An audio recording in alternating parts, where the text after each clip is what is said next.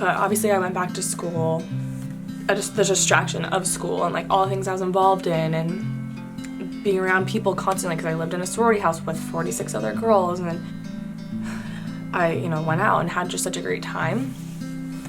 And my mom was still at home grieving in the house that I grew up in. I feel like she really had to deal with the grief head on, but where I could forget about it or distract myself at least, I started having such bad focus. I just felt tired all the time. I was like so fatigued. I just found myself not caring and not being able to focus on anything. Like I was just so like foggy in my head, and I felt like it was probably because of my dad. Like when I really sat down and thought about it, like, okay, it makes a lot of sense. Finally, I called my mom and I told her everything, and I was kind of nervous to tell her because I felt like I needed to get like some type of help. So I was just like sleeping so much, not wanting to get out of bed. Nothing seemed important enough as having my father back in my life.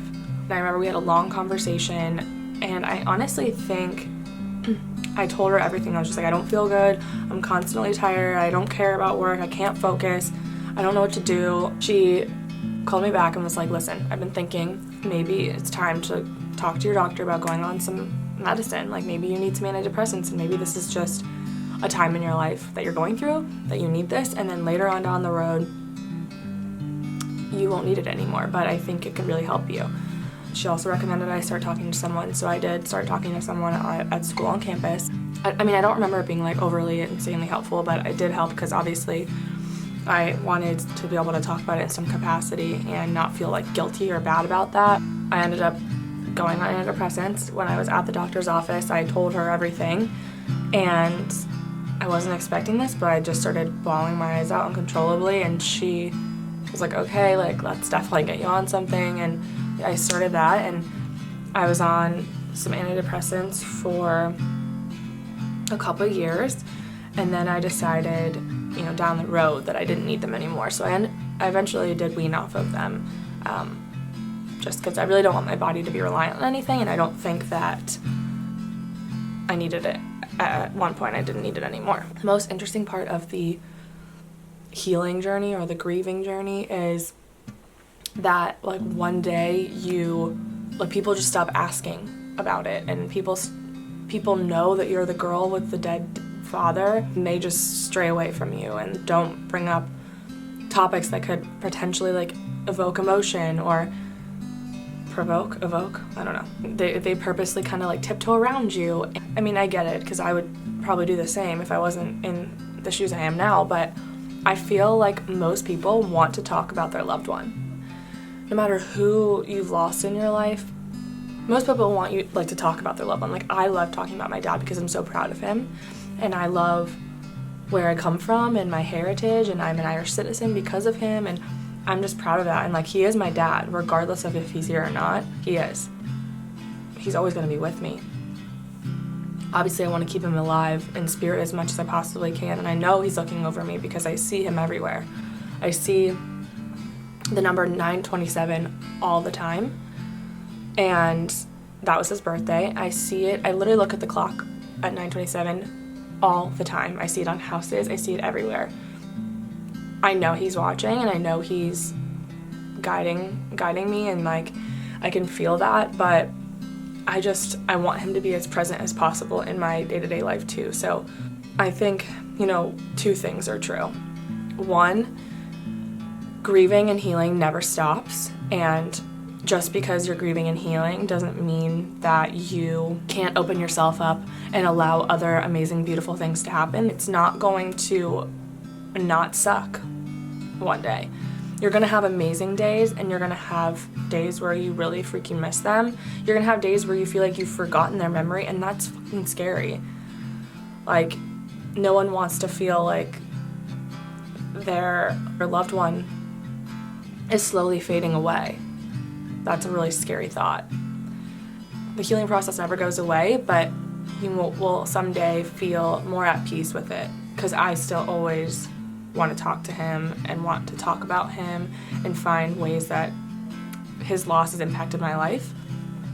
But the other thing is they never go away, and If you are a person that is grieving right now or has grieved in the past from a loved one, just know that you can keep your loved one alive by talking about them, looking at photos, telling stories, asking people that knew them about stories and about them. Make sure the people in your life know that this is something that is important to me, and I am always going to be talking about them. If that makes you uncomfortable, I'm sorry, but that's just the reality of it. I did watch a couple of videos on death and grieving and grief before I recorded this, and one person said it's like a birthday.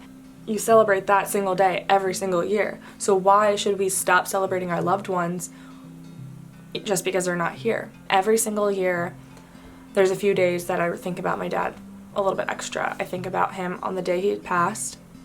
I think about him on St. Patrick's Day. I think about him on Father's Day, and I think about him on his birthday. Celebrating him and talking about him and doing one thing that he loved, like listening to a song he loved, or he loved MGD, Miller Genuine Draft. I literally don't even know if they still make that beer, but it was so gross. I keep trying to find it, so if anyone knows where that beer is, let me know in the comments down below, because I've been trying to find it to celebrate him, but I haven't been able to. And then one year, my mom and I actually got tattoos together. She got a son, but I got, you can see that I got my scamp in his handwriting, hence the name for Happy Scampers. You probably already know that if you've watched my first YouTube video or seen my Instagram, but if you didn't know, now you know. And then I also got, I don't know if you can see this, GB, God bless, tattooed on my wrist in his handwriting. He would always say God bless, like before I went to bed or before I left. And then he recognized that it kind of started embarrassing me, so he would just say GB, like in front of my friends and stuff, when I was like a preteen and a teenager. Honestly, sometimes I look down at them and I'm like, oh, I just love this. My dad with me, like, at all times. Like, you can lose jewelry, you can lose photos, but like this you always have to just like remember.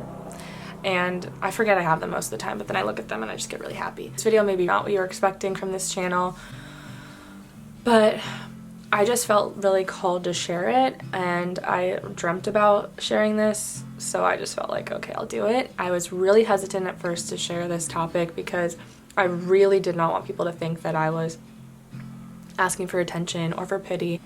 I just want people to know that they're not alone, and I want people to feel like they can talk about it if they want to. If they're still healing or grieving, that's okay. And just know that you can still accept and invite other beautiful, loving, amazing things into your life despite the fact that you're going through something or you've lost someone. If you can come away from this with anything, I just hope that you come away with knowing that it is okay to grieve. It's okay to feel like you want that person to be alive and seen in your life and a part of your life even though they're not here. And you can still do things that make you feel close to them. You know, you can listen to music they loved, read books they loved, talk to your friends and family about them. I think it's so true that we all have souls, and I think that wherever my dad's is, he's watching over me, and whether you choose to believe that or not, that's fine, but I think that you can find a way to feel close to your lost loved one no matter what you believe. And whether that's something that you do on your own, or whether it's, you know, you seeking that person out and just feeling their presence, totally up to you. But I think that it is healthy to acknowledge the fact that they're gone, but you can still celebrate them in a way like they're not. If you have any questions about grieving or healing or my experience, or if you want to talk, let me know in the comments down below. I would love to talk to anyone who's grieving or healing, is currently going through something, or has in the past. I know I'm not the only subject of losing a loved one. I know that there's plenty of people out there in the world who have lost someone so important to them, or have had way worse experiences in life than I have. I'm not claiming to be the only one that's ever gone through anything hard, but I just want you all to feel like there's someone here who relates to you. Also, I did want to mention that I talked to someone recently about this, and we both lost loved ones. What's so interesting is even though we wish we never lost that person, we still feel like our lives would not be the same if we didn't. My life has changed so much, and because I went through something so hard and so shitty at a young age, I have learned so much. I have a new perspective on life. I don't care as much about the little petty things. I love extra hard on the people super close to me. I'm more sentimental.